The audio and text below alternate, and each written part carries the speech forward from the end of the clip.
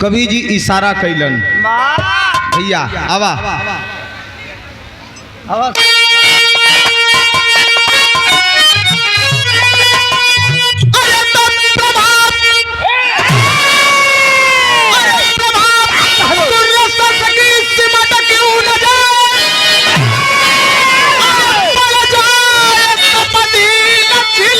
सितारे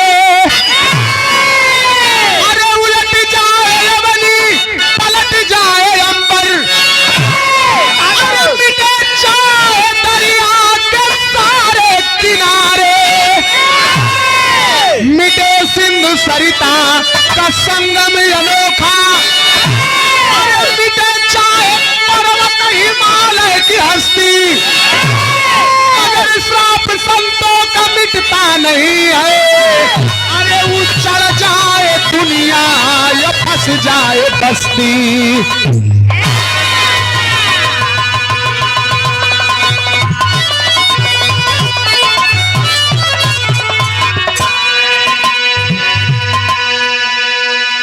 ए भैया बात क्या समझ लाए आप लोग।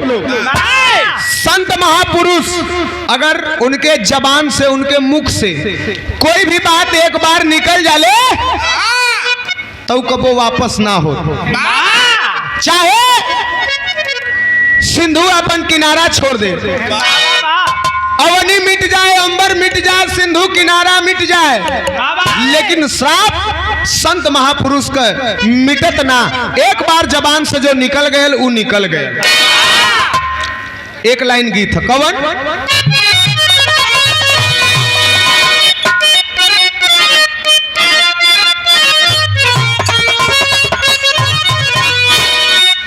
है, बड़ा बढ़िया गीत है ऐसे।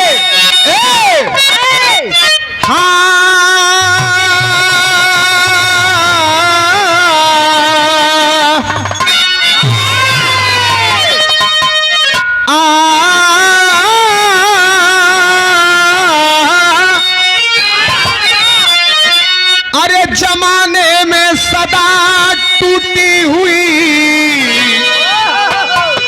तस्वीर बनती है, तेरे दरबार में फूटी हुई तकदीर बनती है। रस्तवा में जौन पड़ल रहल बिहाने मस्जिद है लोगन तोहर भरी के कवन चीज टेढ़िया हो ऐसे बोला। हम कहीं भरी के कहला हमें लगल कि घरे का पानी के कहत हुआ। ओके चिंता मत करिया। कि अरे पिया जिसको कौन पिया वो पिया, हाँ ये भी पिया सवेरे में। अरे पिया जिसको चाहे सुहागन वही है, पिया जिसको चाहे सुहागन।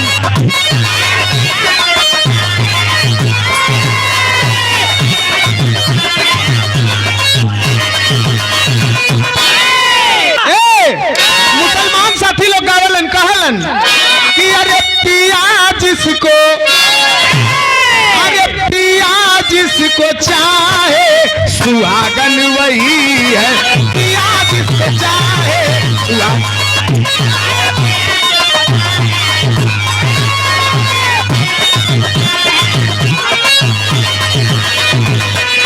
अरे पिया जिसको चाहे सुहागन वही है।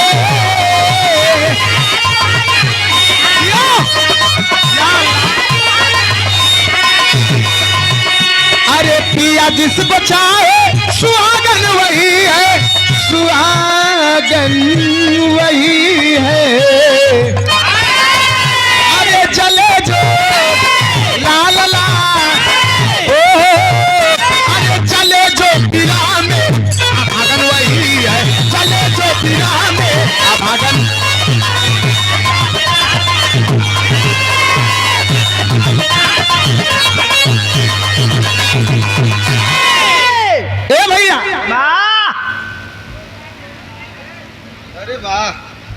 इस ख्याल लेवा कि कोहली का फैन हो गई है करवा। ई विराट कोहली क्रिकेटर का फैन हुआ। भैया के ओर से पुरस्कार मिलल है, बहुत बहुत धन्यवाद इनके, बहुत बहुत धन्यवाद है। मालिक से दुआ करब कि कोहली का बल्ला ऐसा ही चमकत रहे, वाह मारे उठा के चौवा छक्का। आ, लेकिन तनी अनुष्का पे ध्यान कम दी है तब। वाह ए, गाना हो का? अरे तो कभी अरे कभी जमी और गगन डोलता है, कभी जमी और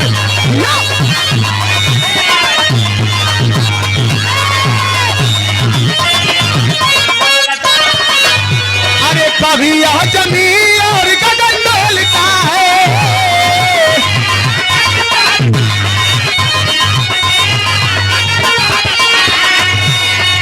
अरे कभी जमी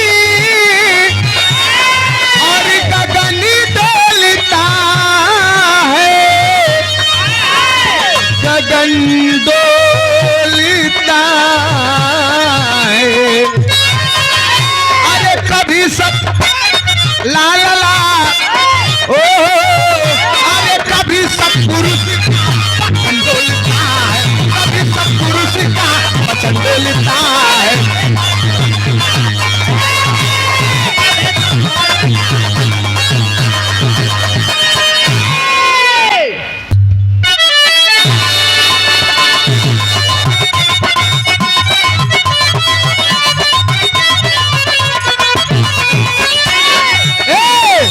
चूक इंसान से चूक इंसान से अनजान में हो जाती है, चूक इंसान से अनजान में हो जाती है, दिमागी चक्कर में जब चेतना खो जाती है।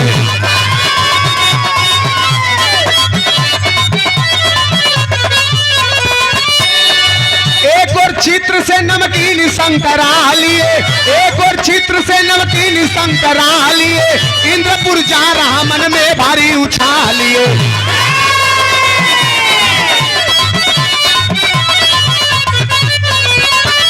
ए भैया बात का समझ ला, चूक गलती आदमी गलती कबो जान बूझ के कह देवलन और कबो गलती अनजान में हो जाले। एक रोज के बाद चित्रसेन नाम का एक लड़का जिनकर नाचे गावे वाला गंधर्व रहल,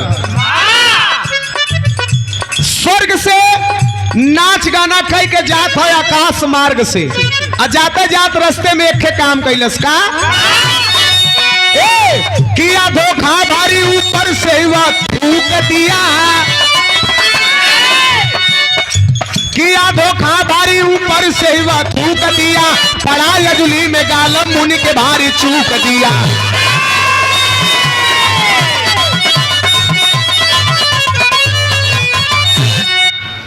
बात के समझ ला, लड़का आकाश मार्ग से जात हो और ऊपर जात हो, बड़ा खुश हो और नीचे ध्यान ना देहलस और ऊपर से थूक देहलस। जैसे चलत चलत आदमी कबो काल थूक देवल वैसे वो लड़का थूक देहलस, और जब खखार के थूकलस वो थूक गयल कहाँ, नीचवा जमीन पे गालो मुनि अजुरी में जल लेके तपस्या करत रहलन। वो थूकवा आया कि वही अजुरिये में गिर गई, ध्यान टूट गयल।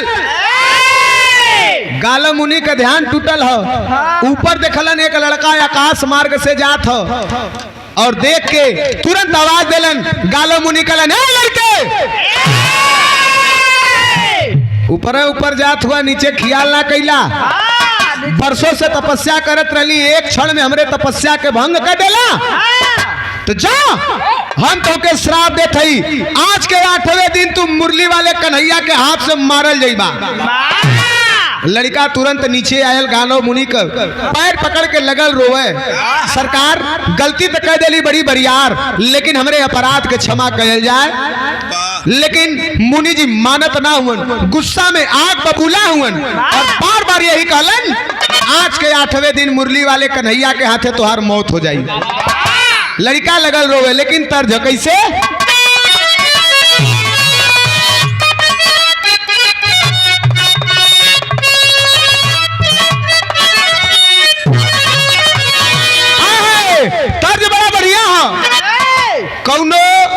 दुलही का कैलस हो हाँ हो कौनो मेहरारू का मेहरर्रा वाह बारे मेहररा मेहरर्रा ना जनता ना दुल्हा हो अच्छा ऐसे कहा हाँ कौनो दुलही का कोहाय गई अपने दुल्हा से वाह बड़ा डिस्टर्ब रहे खाना बनावे जाए तो लगे कुकर धार धार लड़ावे तो कहीं कुछ न रहे तो बैठ के लगे मोबाइल स्क्रॉल करे दुल्हा कहलस कि काहे कोहाइल हो का कहे कि काहे रिसियाई बाड़ू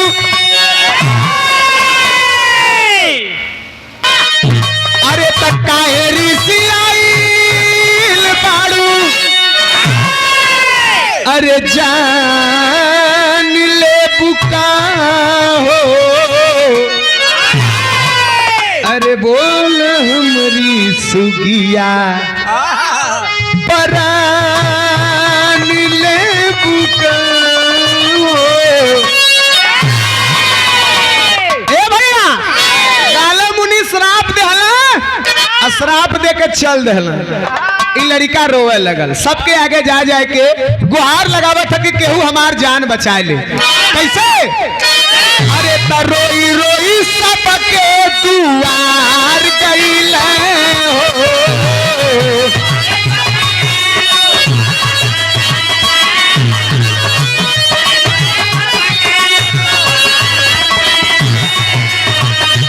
रोई रोई सबके दुआर गईले हो अरे कोई नहीं दुखिया के यार भइले हो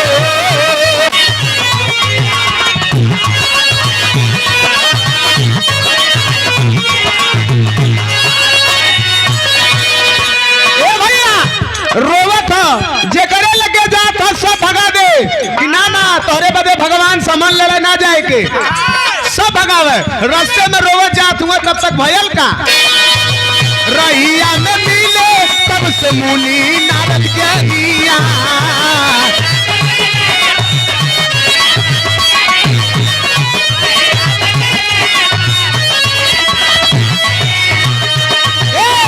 कीरा चित्र सोन बाबा उनके चरनिया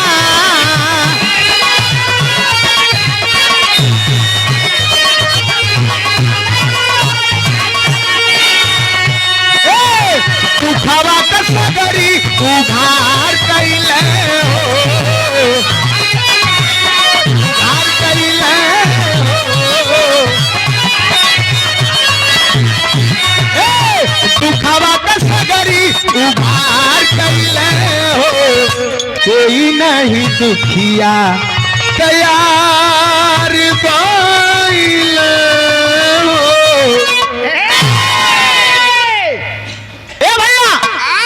रास्ते में जाता लड़का रोवत हो और तब तक वो जमाने का संचार मंत्री समझला हाँ ये हमें बतावे के रहला नाइट कट जाई बताई बात तू पूछा के जल्ला ए भैया वो जमाने का संचार मंत्री नारद जी आवत रहले तब तक वो लड़का जाए के लड़का के देखलन नारद जी तो कहलन कि लड़का के चेहरा पे तेज हो लेकिन कुछ दुखित हो रोवत हो नारद जी जाए के वो लड़का से कहला हे लड़के काहे रोवत हुआ लड़का नारद जी के देखलस जाए के गोर धै लेलस कहलस कि हमसे गलती हो गई कहला कैसन गलती कहला आकाश मार्ग से जात रही नीचे ख्याल ना कैली ऊपर से थूक देली नीचे अजूरी में जल लेके तपस्या करत रहल गालो मुनि वही में जाके उ थूक गिर गल उ हमके श्राप देले हुआ कि आज के 8वें दिन हम मार जाई सबके के यहाँ जाए के गुहार लगावत है कोई हमें बचावे के तैयार ना हो सब यह कहा था कि तोहरे बदे हमन भगवान से ना लड़े के हम का करी हमार जान कैसे बची नारद जी कहले कि नारायण नारायण हम यही बदे घूमते हैं नारद जी का कहना रहे कि जहिया नारद कुछो न पावे हड्डी फेंक दुई कुकुर लड़ावे नारद जी कहले कि रुका अब बतावत थी का कहले तर्ज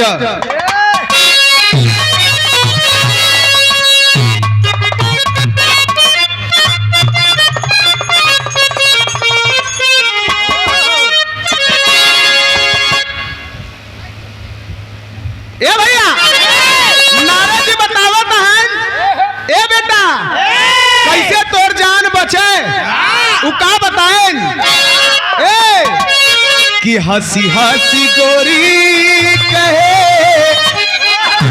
अरे माना सैया बतिया तर्ज से बढ़िया फर्ज बा कहना हो ए कि बोले मुनि राई भाई बात समझाइला अरे बोले मुनि राई भाई अरे बात समझाइला सबही के तालावा में चाबिया लगाइला बोले मुनि राई भाई बात समझाइला सबही के तालावा में चाबिया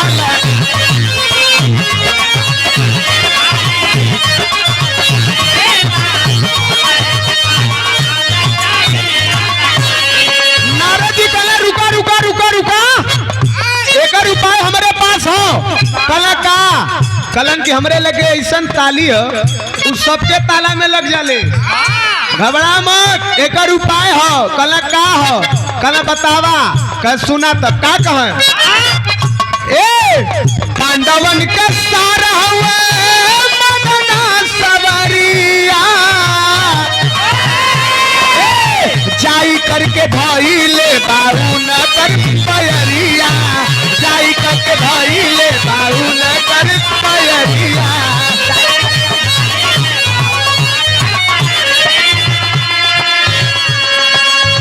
कटवा से कटवा के भैया भैया भैया कटवा से कटवा के तुरकया लगाईला कटवा से कटवा के तुरकया लगाईला सबही के तालाबा में चाबिया लगाईला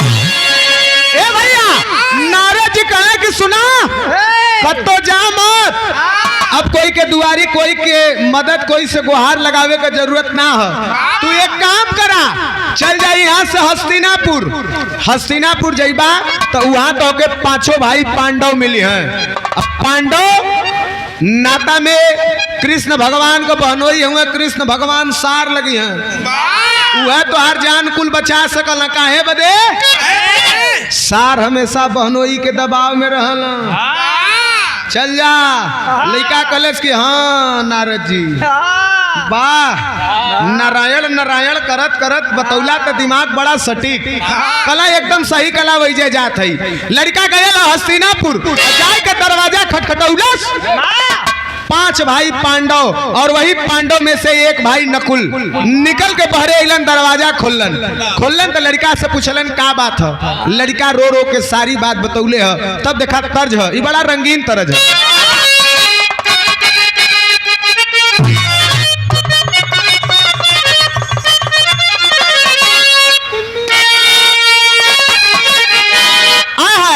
दिखाई विरहा का स्वर्ण दिन रहल चल गया जौने समय रामदेव गुरुजी पुल्लू गुरुजी विरहा गाँव तो आपस में लड़ाई के गाँव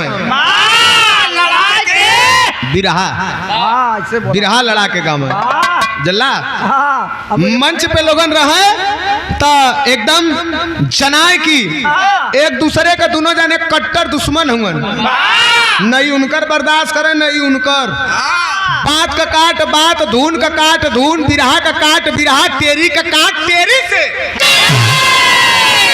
कुल काट रहा है मंच के नीचे उतरता है दोनों जाने एकदम सहोदर भाई मतीन गले मिल ले तो बुल्लू गुरु बड़ा प्यार से कहे कैसे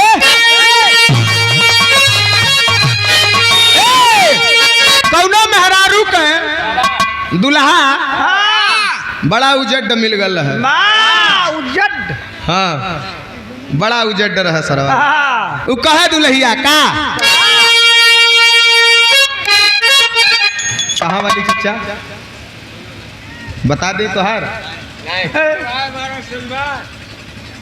देखा बाबू आगे ना दिखाई तोहरे जमाने वाली गीत है अब आता दा हाँ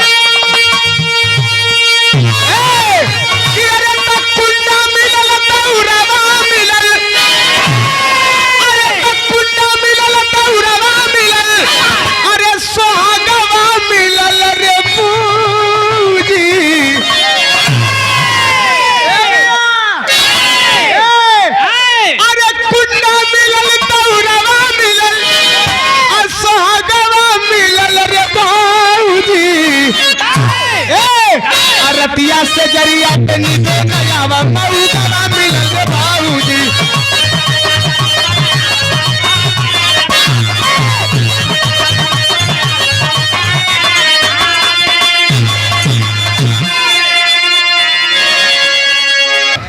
तई एक बार आउट लेला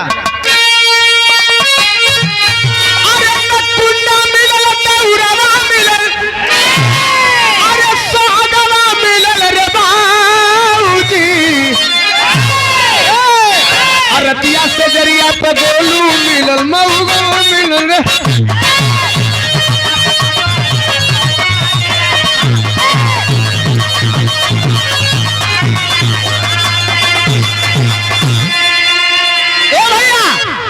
लड़का सारी बात बतौलस नकुल महाराज कहला तब का चला भगवान से लड़के हमार जान बचावा तोहरे शरण में आल नकुल महाराज कहला कि ये बेले कहला हे लड़के सुन हे लड़के हमार बात सुन का कहे अरे तो चित्रसेन तब नकुल से बोला अरे चित्रसेन तब नकुल से बोला अरे शरणमा रखाए पीरवा अरे शरणमा रखाए पीरवा ए सारे तोहार पुरानी न मारे शरणमा रखाए पीरवा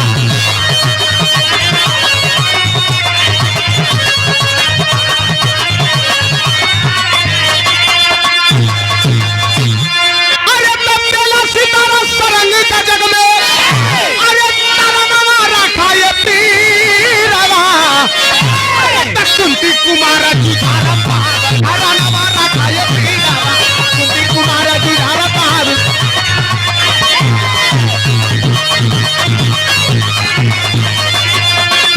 ए भैया लड़का कलश इतना बड़ा तोहर नाम बड़का पीर हुआ महाभारत का लड़ाई जीतल हुआ 18 दिन में कुंती मतारी कुंती के सुपुत्र हुआ लोगन तोरे शरण में आल ही चल के हमार जान बचावा चित्रसेन कहला भग भग भग भग भग भग भग भग का चल तोरे वजह चली हम भगवान से लड़े जो लड़का कलश की नहीं हम तोरे शरण में आली अब जब ले हमार जान ना बचीबा हम दुआरी छोड़ब ना नकुल कहला रुक घरे में जात है पूछ के आवत है गइलन तो धर्मराज और भीम सहदेव अर्जुन बैठल हुवन तब तक जाए के नकुल कहला कि भैया दुआरे एक लड़का आल कहला का करे कहला आए के कहत कि हमें गाला मुनि का श्राप हम आज के 8वें दिन हम भगवान मुरली वाले कन्हैया के हाथ से मार जाई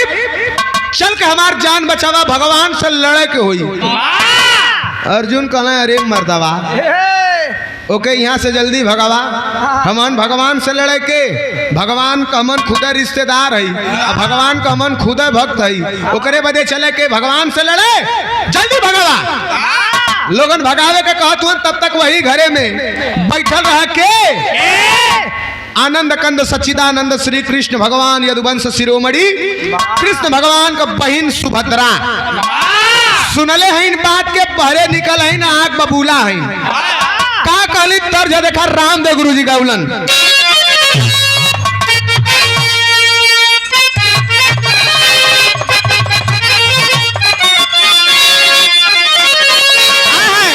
हमारे दूसर की लाइन हमारे स्वर्गीय रामदेव गुरु जी इस गीत के बड़ा प्यार से बड़ा उमंग में गावत रहलन कैसे गावे कि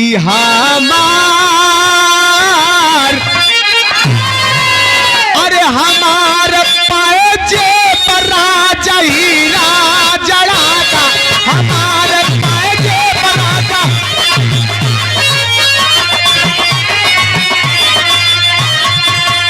अरे झूलनी पौड़ानी अरे झूलनी पौड़ानी जहाजिया बनाता हम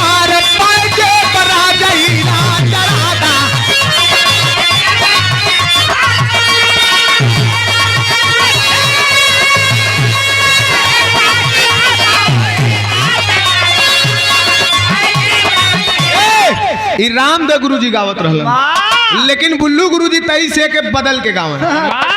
कैसे गावन? कहाँ ए भैया, अरे जगह जगह भोले बाबा भगवती बाई कहाँ कि नजर अरे नजर लागी राजा तुर नजर लागी राजा।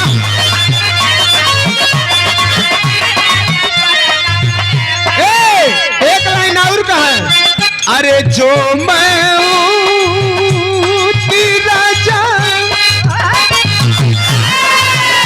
अरे जो मैं राजा, अरे वन की कोयलियों, अरे वन की कोयलियों, वन की कोयलियों,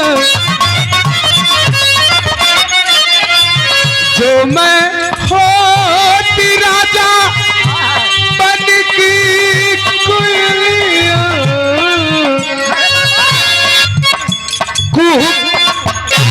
कुहुक रहती रोज दरवाजे कुहुक।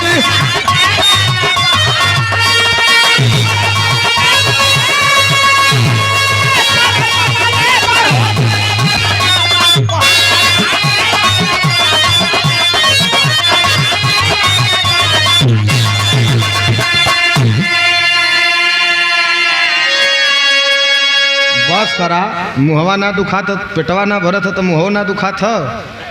हम तीन तीन ठे धुन गाय भैलिए भाई तू खाते हो नहीं नजर न लगा भगवान करे और खा अरे भाई खा वो हमारा आदत है, हमारो वह आदत है, ए पर हम टिका टिप्पणी ना करें। ए भैया लेकिन घर से बाहर सुभद्रा आती है और पांचों भाई पांडवन के ललकार के एक बात कहलस। का कहलस?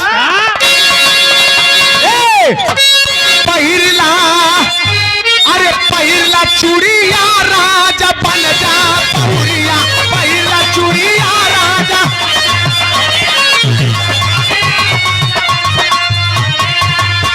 पहिरला सरिया, अरे पहिरला सरिया राजा बन जा बहुरिया, पहिरला चूड़िया राजा बन जा बहुरिया।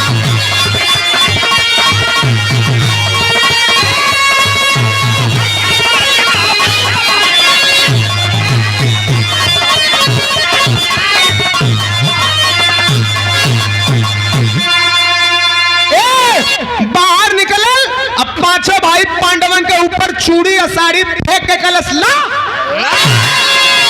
फालतू बात बतियावत हुआ, वो लड़का तोहरे शरण में आया तो जाके लड़ा, जाके लड़ा और ना लड़बा तो ये चूड़ी लेला साड़ी लेला लेके घरे में पहिर के बैठा।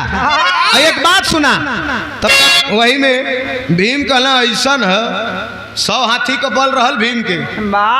चला भीम जी कहला कि ऐसा है हमहन भगवान से ना लड़े के है तो ही जा लड़ा। तब अरे बोली सुभद्रा, अरे बोली सुभद्रा सुना गांडी बधारी, अरे चाहती हूँ रण में मैं सबको चिन्हारी, चाहती हूँ रण में मैं।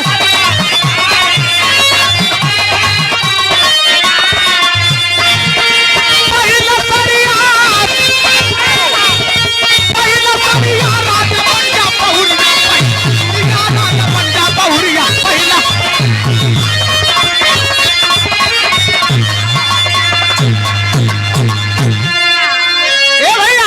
कह सुना हम जात है लड़ब, तू लोग घरे में है चूड़ी साड़ी पहिर के घरे में बैठा, वो लड़का खातिर हम जाब लड़ब। बाहर अलिन लड़का के सामने पौलिन है चित्रसेन से सुभद्रा बोलल, ए बेटा कब लड़े के हो, कहिया तोहर मौत लिखल हो। कहलस कि आज का दिन बीतते है, 7 दिन और बचल है, 7 दिन के बाद मुरली वाले कन्हैया हमें चक्र सुदर्शन से हमार गला काट दिए, हम मर जाते, हमार जान बचाला, मतारी बन के हमार रक्षा कैला।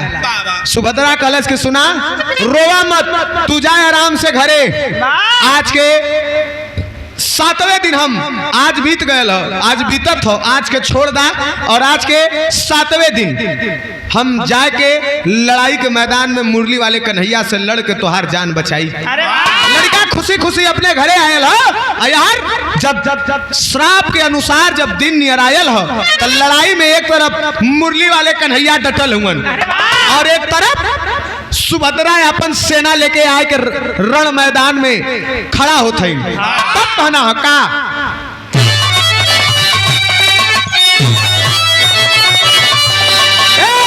अरे लड़ाई भैया पहली में हुई, अरे लड़ाई भैया पहली में हुई, अरे ये कबर चली सुभद्रा ये कबर कुंवर कन्हाई।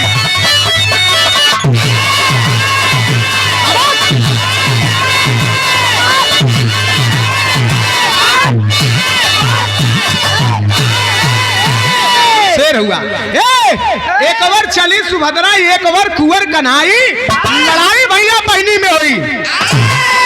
एक तरफ सुभद्रा एक ओवर कृष्ण भगवान। तो देख सुभद्रा को रण में, अरे देख सुभद्रा को रण में घनश्याम को चिंता छाई है।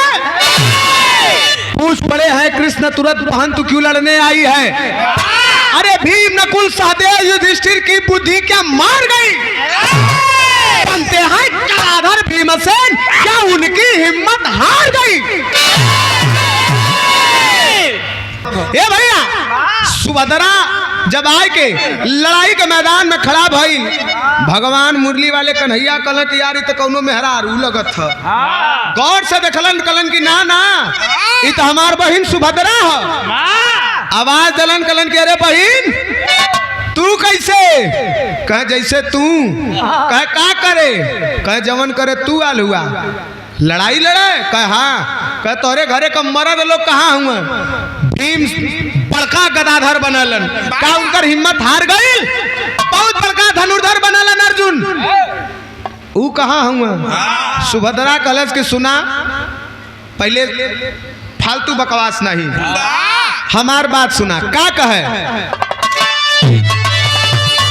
चाहने वाले ये अंतिम गीत था लेकिन कितना बढ़िया है कि मेरे शंकर के डमरू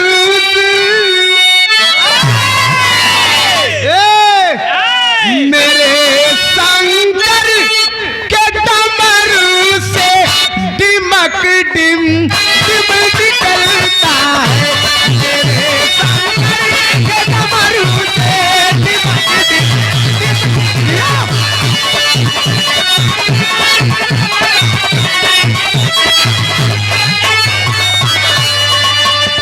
सुभद्रा श्याम से बोली, सुभद्रा श्याम से बोली रे पहचाने जान आई हूँ। सुभद्रा श्याम से बोली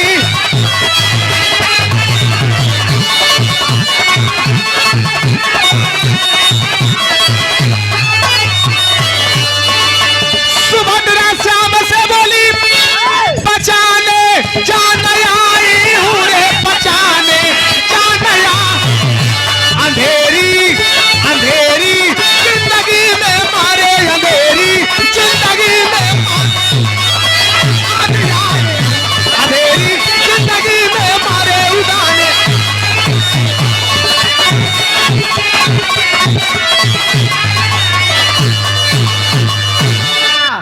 ए भैया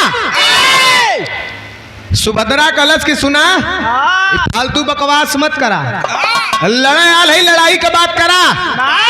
मरद कहाँ हुवन का करत हुवन कैसे हुवन उन सबसे तो से का लेवे के है? श्राप अनुसार आप वध करे आल हुआ और उ लड़का के गुहार लगौले पे हम ओकर जान बचावे आल है। आवा लड़ाई हुई तैयार रहा कहे आवा भगवान कहला तब आवा तब तैयार है। निकाल के हर से तरकस से तीर कृष्ण भगवान चलावत हुआ हर से सुभद्रा चलावत था। लड़ाई शुरू हो हर घरे में बैठल हुआ भीम। भीम के जनायल जैसे जेठ में कोई के 2-4 घंटा घामे खड़ा कराए दा मार बेचैन हो जाई वैसे वो बैठल बैठल उनके गरम हो गए लगलन चढ़े लगल।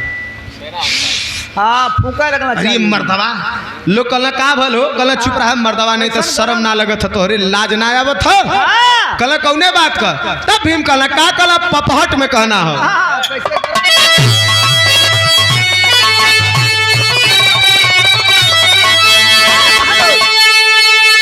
पपहट बोले आवला तुरंत चौका मत। हाँ आवा। अरे इधर भीम के, अरे इधर भीम के पल भर पल चैन नैन चढ़ी गईला हो। अरे इधर भीम के पल भर पल चैन नैन चढ़ी गईला हो। अरे तक कदा उठा के बोले करज के नैन नैन चढ़ी गईला हो।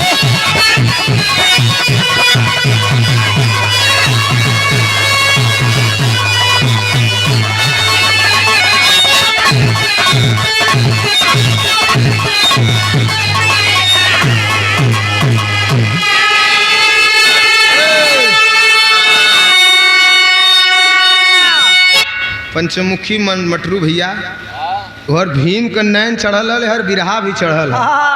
हाँ ए भैया खाली होके चल जा। ए भैया भीम कहलन का कहलन कि क्षेत्रपति विख्यात जगत अर्जुन जैसे गांडीवधारी हो।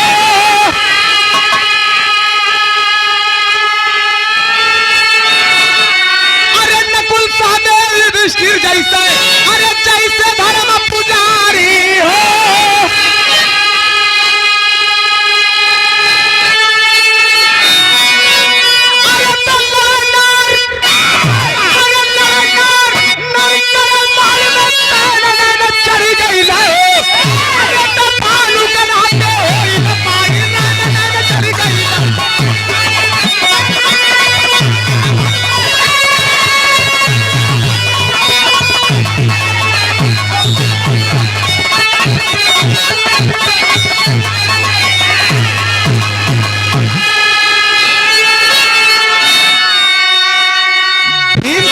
भीम के गरम होए लगल, और जब गरम होए लगल तो अर्जुन कहना का हो, कैसन बड़ा बेचैन हुआ मर्दवा, कहे चुप रहा मर्दवा, नहीं तो चुल्लू भर पानी में डूब मरे के चाहिए। अरे चौने घरे में 5-5 छह वीर, भीम नकुल सहदेव युधिष्ठिर, धर्म का पुजारी धर्मराज, 18 दिन में महाभारत का लड़ाई जीते वाला हमहन। आज हमहन घरे में आराम करत हई, अब मेहरारू गईल है रण मैदान में लड़ाई लड़े हैं। और ये आगे जवन है कि चूड़ी साड़ी फेंक के गईल है कि घरे में साड़ी पहन के चूड़ी पहन के बैठा, धिक्कार है। सुना तू लोगन के घरे में रहे के तो रहा, हम जाई लड़े नार नर करे महल में सैन, मेहरारू लड़त है मर्द आराम करत है, मर्दवा मट्टी का तेल फूक के जर जालो। के जोर जो ए भैया भैया का कहना हो,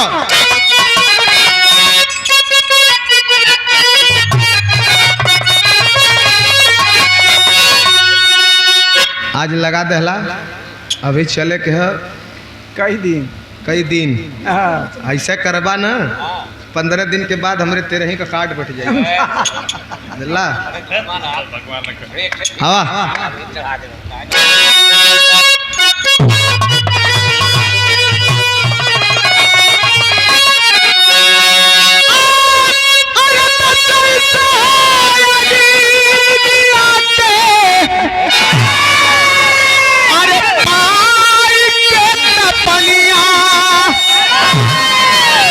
दुधावा में उठला,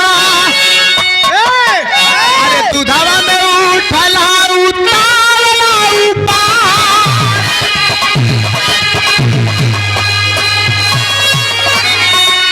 दुधावा में उठला उतावला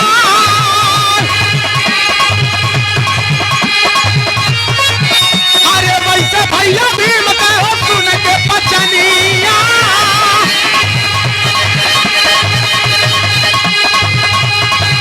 अरे अर्जुन जी के ही रात मचल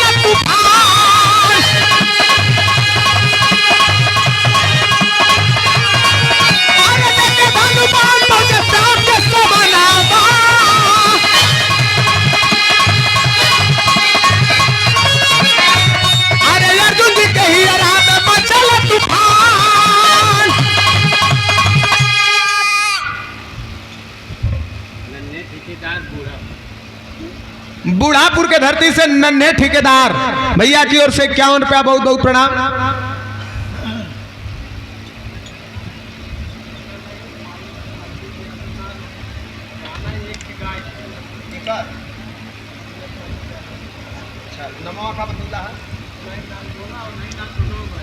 अच्छा ठीक हो जाई, अंतिम हम करब तो उनके लाइन उनकर गा के बैठब।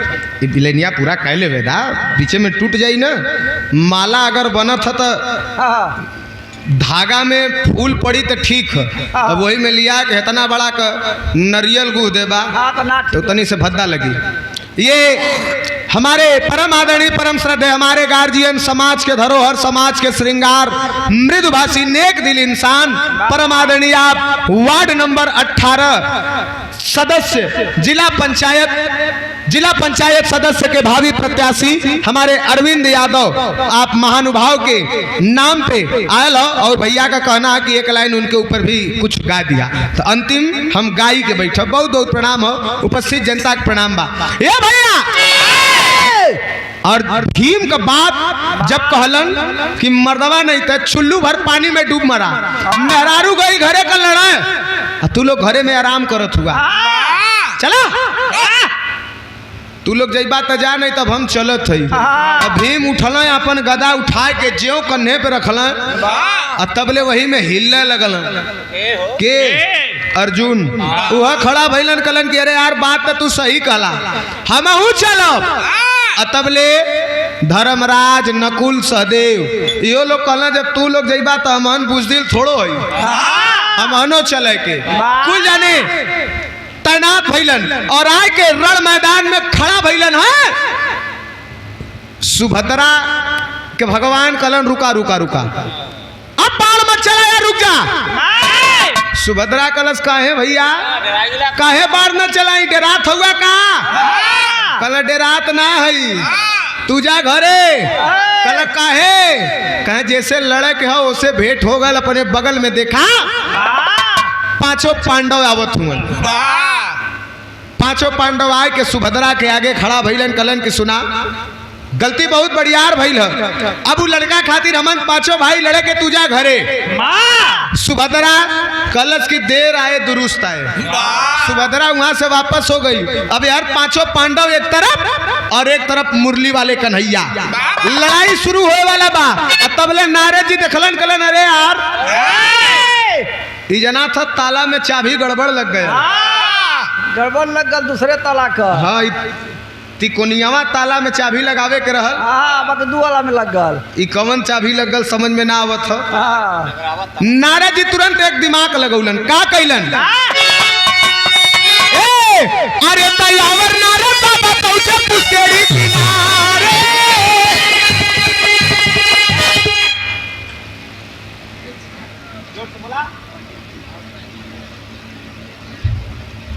पैसों देत हुआ डेरातो हुआ। प्रदीप टेंट हाउस गठाना के धरती से 51 रुपया बहुत बहुत प्रणाम। जब पैसा देवल के लिए तो मत डेराल के लिए, पैसा देबा दू बात बेसियो बोल देबा तो मन बर्दाश्त कर लेवे के चला। ए भैया भैया का अरे हमर नारद बाबा पहुंचे पुष्करी किनारे,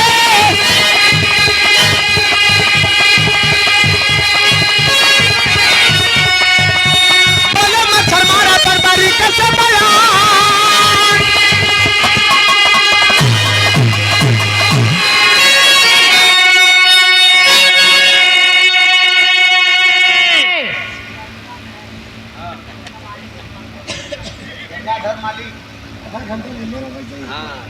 गंगाधर मालिक, पंकज ड्राइवर भैया की ओर से 21 रुपया है। यूट्यूब चलत है, सामने कैमरा लौकत ना है तो बहुत बहुत पलगी है। उपस्थित जनता का प्रणाम हो। ई हाथी के झुंड में से आए के तू शेर के झुंड में फंस गल हुआ चला का कहता। ए भैया नारद जी आइलन पुष्करी नदी के किनारे, एक ठे बर्बरिक नाम का मल्लाह रहे, बैठ के मछली मारत रहे, कटिया फेंकले रहे पानी में। नारद जी गैलन, कलन की जिंदगी भर मछरिया मरबा कि कोनो और बढ़िया काम करबा। बर्बरी कलश की नहीं सरकार, कोनो बढ़िया काम है तो बतावा। कल एक से बढ़िया काम हो, कल का बढ़िया काम हो, आवाज जैसे आवा ना नहीं आते।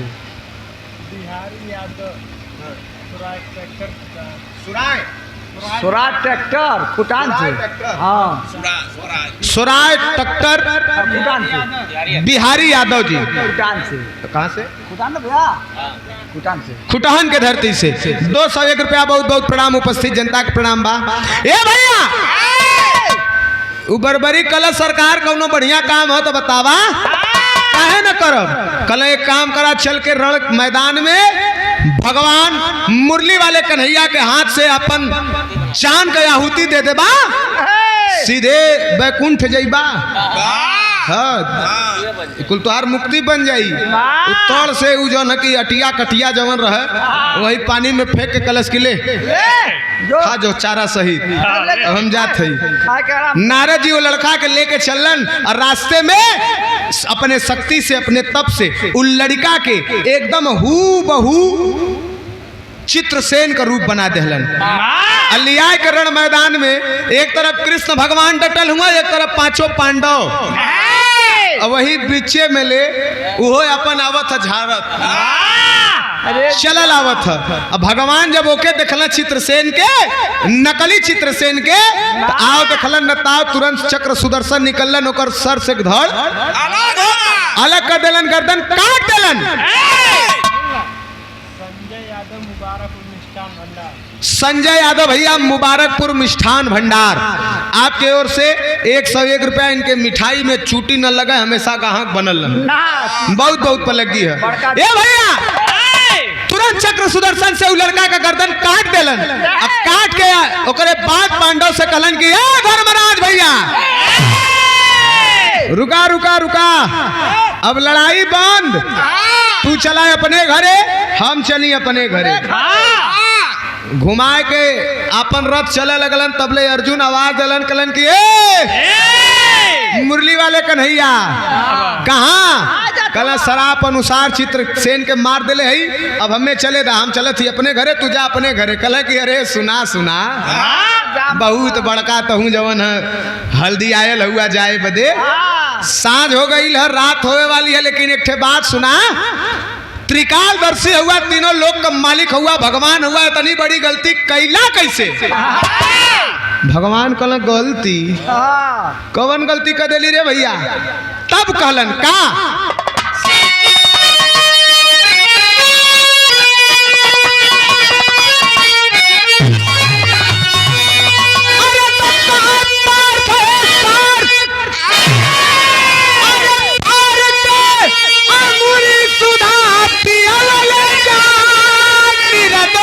बेचारा, अरे निर्दोषी बेचारा, यही पाजी के निर्दोषी।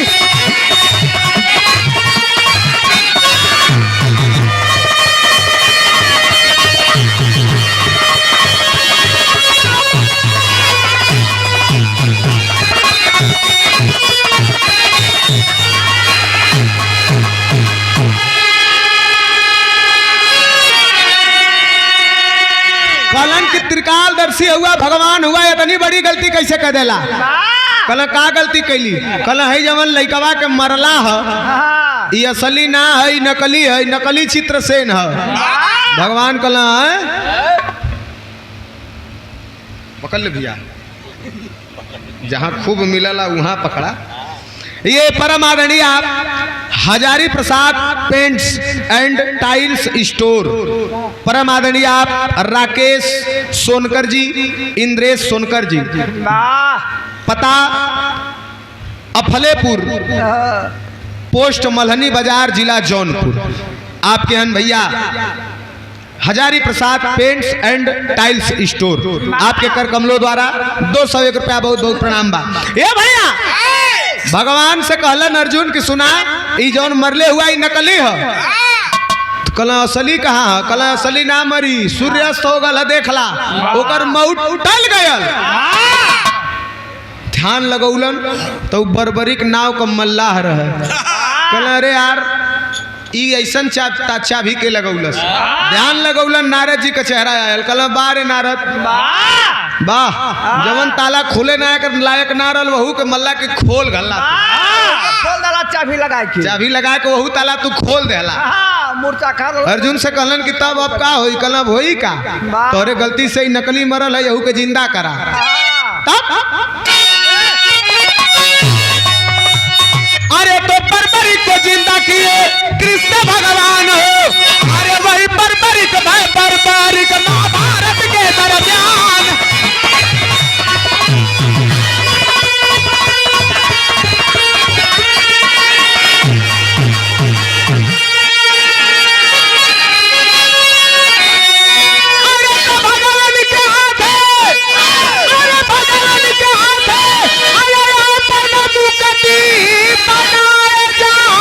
बेचारा निर्दोषी बेचारा यही माझी के जियाए जा निर्दोषी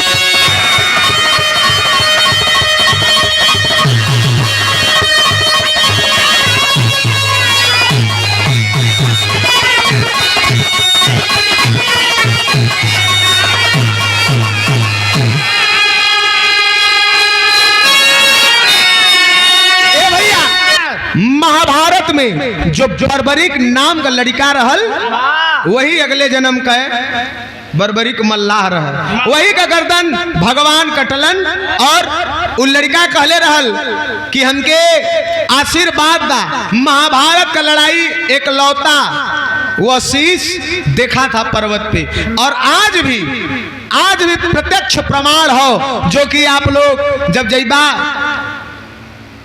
हारे का सहारा खाटू श्याम हमारा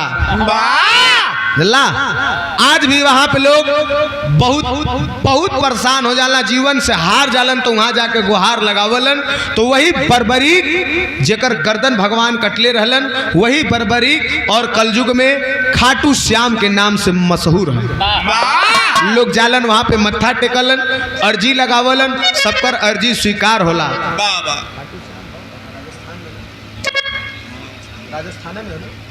राजस्थान के पावन सरजमी पे खाटू श्याम के नाम से आज भी लोग दर्शन करे जालन बहुत विख्यात है।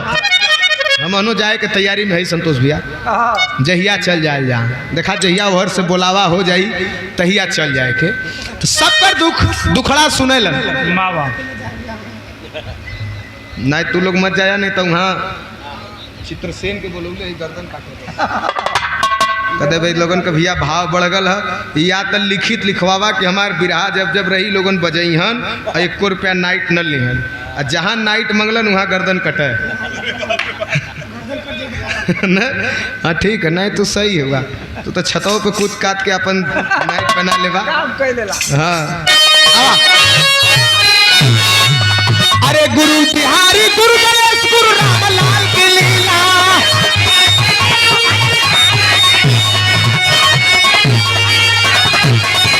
अरे कभी चंद्रिका रामदेव का छोड़ कोई न मिला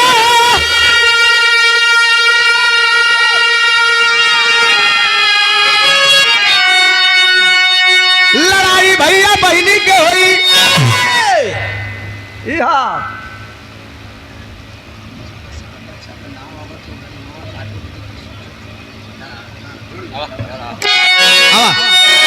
लड़ाई भैया बहनी में हुई लड़ाई भैया बहनी में हुई परमोद रामदेव के सदगुरु सदा सहाय लड़ाई भैया बहनी में हुई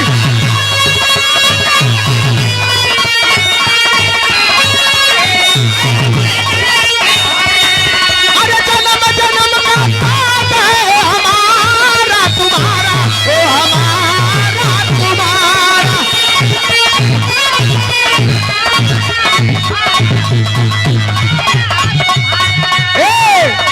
मेरा नाम है चमेली महमाल वेली चली आई मैं अकेली बीकानेर से